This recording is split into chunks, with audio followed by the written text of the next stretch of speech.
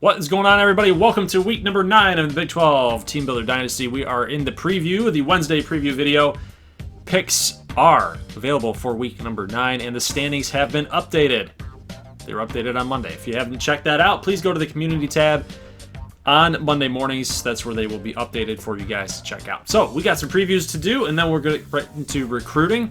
And let's take a look at the matchups here. We got Nebraska State against Ardmore, ACU Denver Tech, Shreveport Broken. It's wide open. It's wide open. Big 12 is absolutely chock full of really juicy matchups here in week number 9. So yeah, I'm here this week too. And you are here. So who do you think is going to win this game, Nebraska State or Ardmore? What do you got, the Brothers Bowl?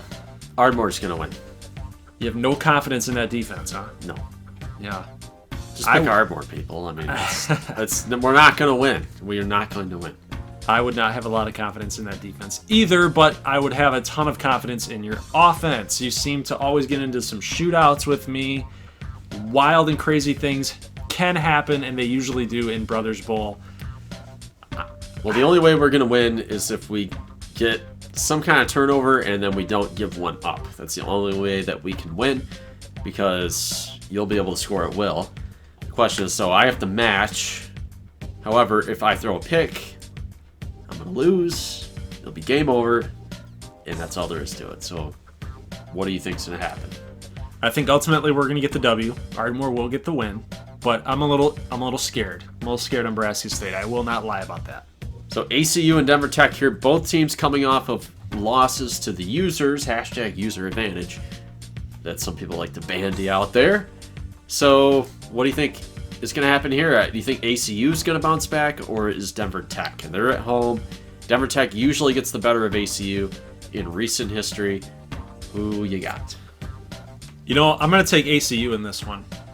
It's kind of a little bit of an upset. Yeah, I mean, I guess you'd say number 8, number 5. Yeah, it would be a numbers-wise BCS rank upset. But, you know, like you said, Denver Tech has been the team in this matchup that usually wins this game. But I think ACU has it going on. They've got the checkdowns going. They've got a lot of weapons. They actually have more weapons on offense, I would think, over Denver Tech. The only thing with Denver Tech is that they have the better quarterback. Joe Russell's a very good quarterback in his own right, upper 90s overall, but Makovich is the Heisman frontrunner, and he's going to ball out today in this game. And I just think that ACU is gonna hold serve with them. He's gonna have a good game, but ACU will match that. I'm taking ACU. I actually like ACU as well, and the reason I picked them is because I thought they played better last week than Denver Tech did, just in terms of that was another point their gameplay. Yep. I mean, I believe that Nebraska State kind of exploited them defensively, but I think they can fix that kind of stuff. And you know, Makovich doesn't really get too far outside the pocket. Like he'll run downfield with the option, but he's not really a scrambler. So ACU struggled with that against Shinosky. They won't really have to worry about that against Makovich. It'll help them simplify things on defense and keep the game in front of them. And I think the offense is just going to keep chugging along. So I'll go with the upset too.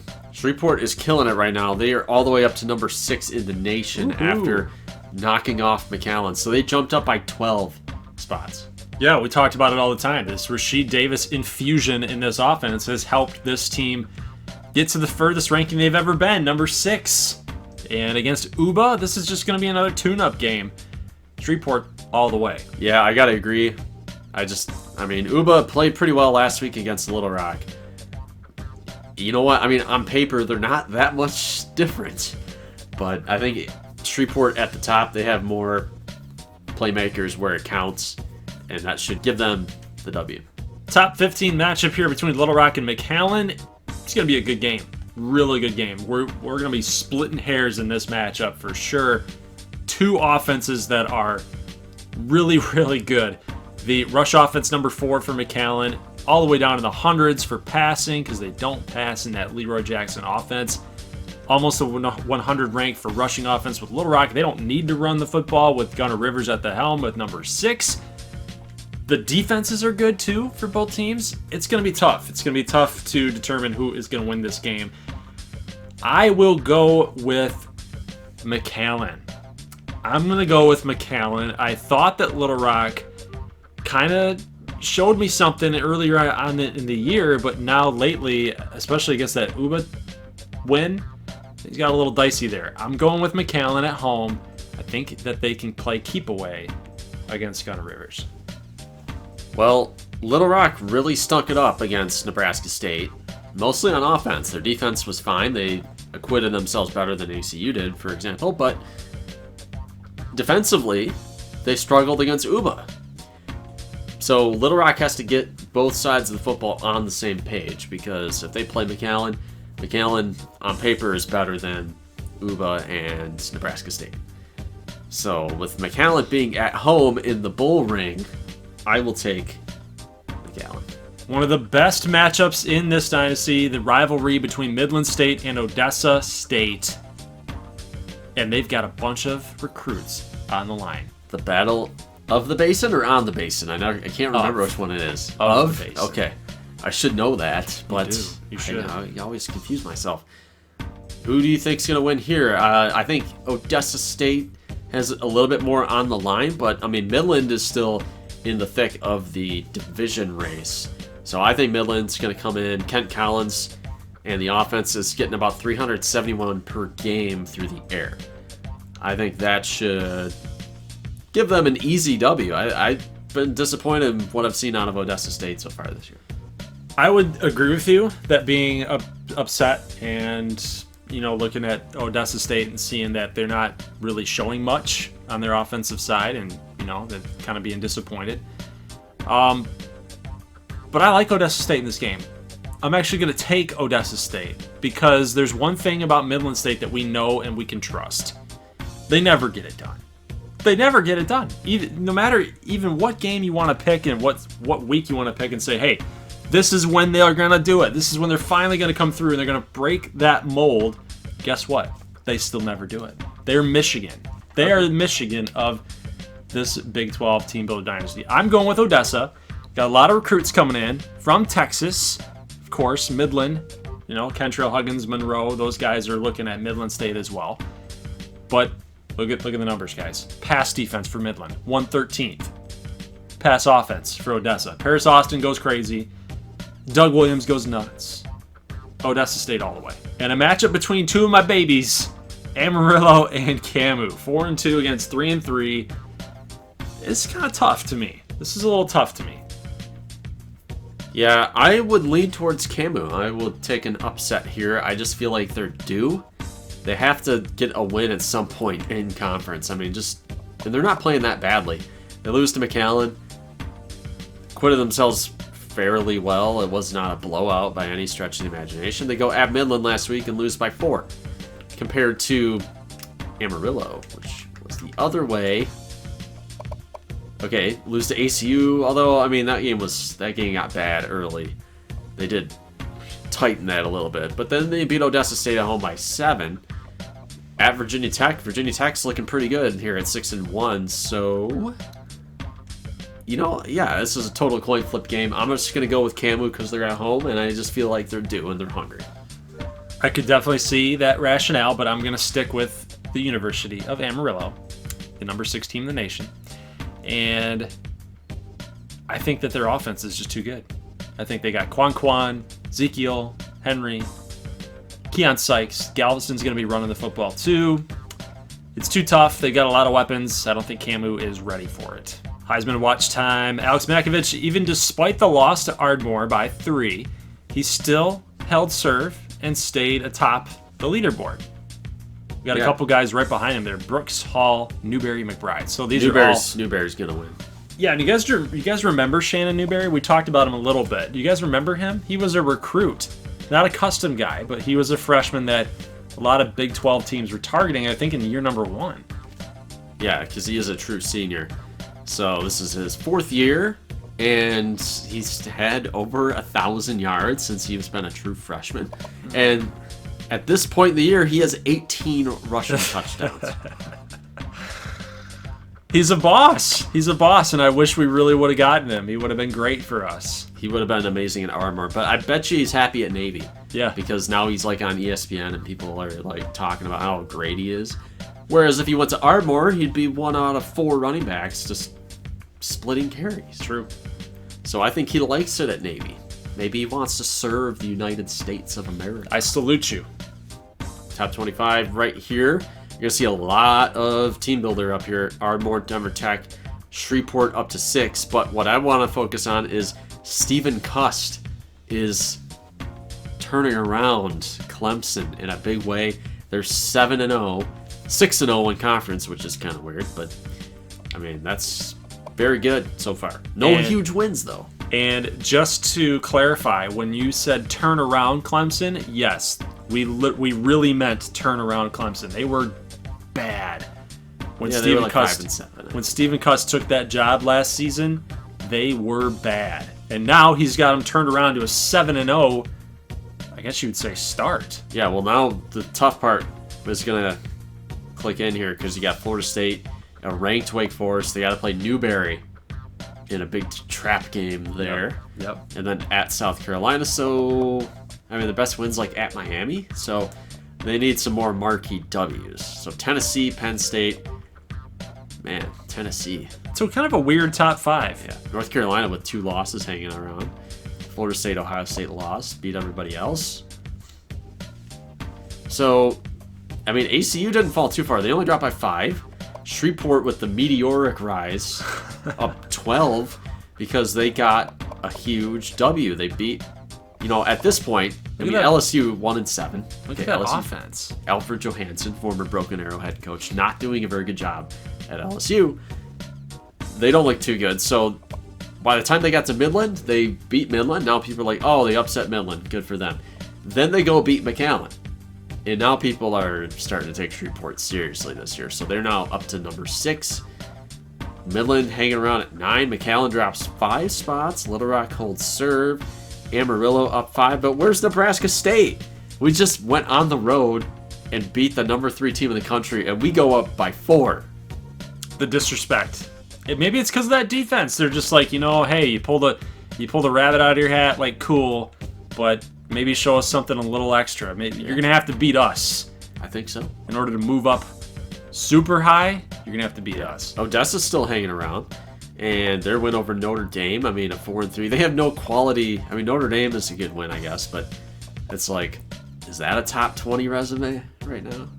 I would say no. Big 12 bias going on here in the polls. You see receiving votes, Miami, Ohio receiving votes, MAC. Let's check out the BCS rankings, and they have Shreveport higher. They like Shreveport more than the pollsters do. There's something about Rasheed Davis, man. They love this guy. I mean, pretty solid. And, as far as a power ranking, I think they like us a little bit more. Like Midland's up there. Maybe, Clemson, the strength of schedule for Clemson is killing them. In the BCS, they're number 2 in the polls right now, but they're 5th in the BCS. So they got to play harder teams. Where do they have Nebraska State? See? Yeah, all the way from 18 to 13 for the BCS. A little disconnect between the coaches, the media, and the computers. Let's take a look at some injuries. First time we've seen that. Nick Kilpatrick's out for the year with a foot fracture. That's tough, but as a sophomore, he hasn't really even been playing that well. I've seen the couple UBA games that have been shown. It's been pretty lackluster, and Kilpatrick has not made a lot of plays.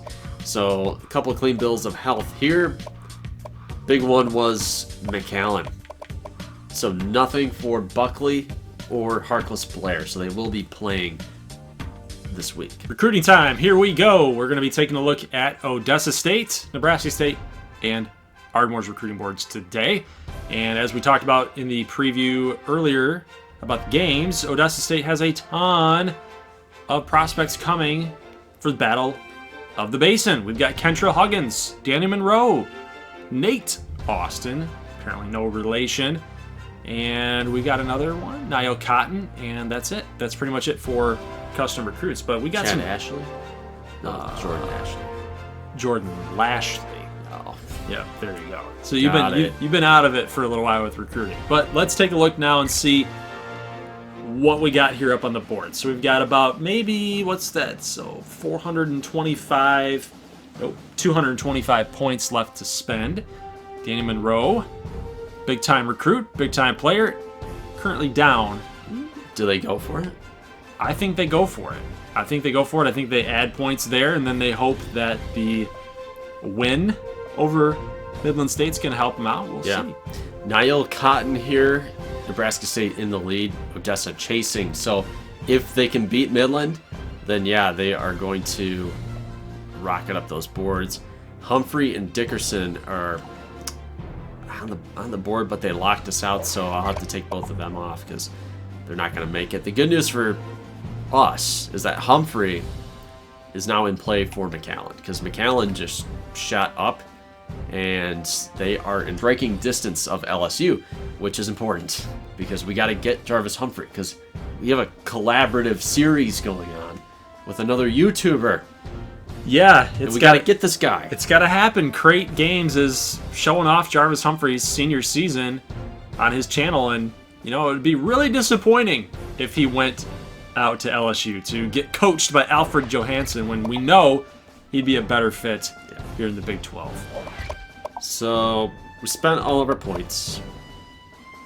Lashley locked us out, and there's no coming back from that one. Okay. Taylor Mickens, no coming back for that one.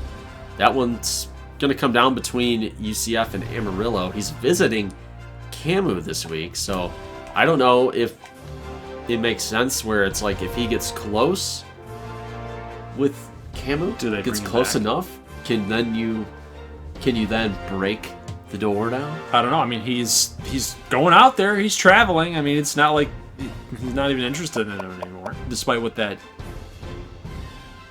chart says. Guys, Nebraska State's going to have some points to spend here, although 550 is our max. We're still pushing for Nathan Arbaugh. We feel like we can get him still. Freaking Bowling Green.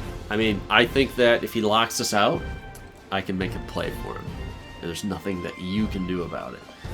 We'll see if we get there, though. Levi Reval is going to Nebraska. So, this recruiting period for custom recruits has been a disaster so far. That's the word I was going to use. It's been an utter and sheer disaster, and we can't explain it. We've done the same process that we've had throughout the whole dynasty, put max points on custom guys, and they're just going elsewhere. I don't really know what's going on with that, but... Well, at least I got James Newby. So this guy was a big get, the #1 cornerback in the country, and Lord knows we need help at that position. And Gerald Arnold, the #5, we are also leading versus Little Rock. So we still have some visits going there as well. So that's good to see. Brian Smith at 188. Hopefully, maybe we could throw him on defense because our defense sucks. It's so bad. Antonio Miles is not really considering us. So we don't have a visit, and he locked us out pretty well. So nothing doing there for Miles. Let's go down the list here. We got Armstrong, Taylor Mickens, nothing doing. Well, let me see. No. Come on. I'm going to leave him on there just in case that visit. I've never actually paid attention to that. If you're locked out and you can't pick the lock / break the door down, and then your visit happens and then you spike by like 1,000 points, will that put you close enough to the point where you can do it? Maybe. I mean, we'll just bookmark that and go back to it and see what happens. Yeah, well, I'm going to spend all my scholarships, so I'm going to do that off screen, and you guys can just know that we're busy hitting the recruiting trail. Like Jim Harbaugh, we're sleeping over in their tree houses. It's all worth it. Good things happen when you act like a nutcase. It's their finest hour. It's Nebraska State's finest hour. Brought to you by Winston Churchill. Your #1 team in all of the land is currently in the lead for the #1 defensive end recruit, Daniel Monroe. Midland State right behind him. Boo! Right behind us, I should say. But Amarillo's there also at 510 points. Portugal, I know he really wants to go to Amarillo. That's his favorite team, but, you might have to just suck it up and come over to... He's an Ardmore lackey as well. He is a little bit. But probably more so a Amarillo fan. But he might get Kentrell Huggins over there as well, as Amarillo is now in the lead over Ardmore, minus 50. Minus 50. So when is our visit with Kentrell Huggins? Well, that's what sucks, is that we got to wait around for just a little bit. We got week 13 that we're going to get to Kentrell Huggins, Demarion Foreman. You know, we're making a push here. We're making a push here for Demarion Foreman, down $1,000. But that week 11 visit for Bama might be the one that seals the deal. CJ Jones, we're going after this guy as a guard. We're going to need some guards here in the future. Just taking a look here, guys, real quick. Guard, as a freshman, we have 2 of them. So we're a little bit younger there. I might end up switching him over to tackle, center. We'll see what happens there. And then we have this guy, Ryan Scott, who's actually in the lead for Kansas A&M. And I don't think we can do it. We can do it. We can screw Camu. Open the door. We can do it. We got 5 uses left. We're screwing Kansas A&M. No. Yeah. Yeah, we got to go hard, guys. We got to go hard. So now we have jumped into 2nd place. Well, we also have to stave off Kentucky. We do. That's a big one. You know, but here's the thing, guys. Here's the thing. It's not so much trying to screw Camu. It's just looking at the board and saying, you know what? If we have only 1 shot for a Big 12 team builder team to get this guy, why not make it 2? Why not make it 2 shots out of the 5? Because if there's no wiggle room here for Ryan Scott, he could go anywhere. He could go against Kentucky, Western, or Miami. Right. We're trying to play the odds here for making sure that we at least get a guy like that. I just totally hit that button.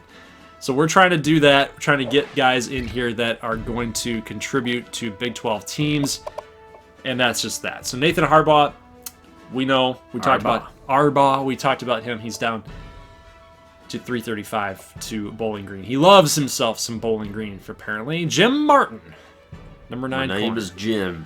My name is Jim. David Parrish, no reason to try to go after It's hard. another Hawaii player. Yeah, I mean, we've got a ton of these guys. Hawaii and Idaho is killing it. This Kendrick Gross guy, we can wait on him, I think, because we've still got a lot of time. Tommy Cooper, this isn't going to happen. It's not going to happen. So we got to go bye-bye to Mr. Tommy. But overall, Ardmore's recruiting board is looking pretty solid as per usual. And I like where we're at here for sure. I don't even think that we can get back into the thing with Mickens. Nope. So he's definitely just too.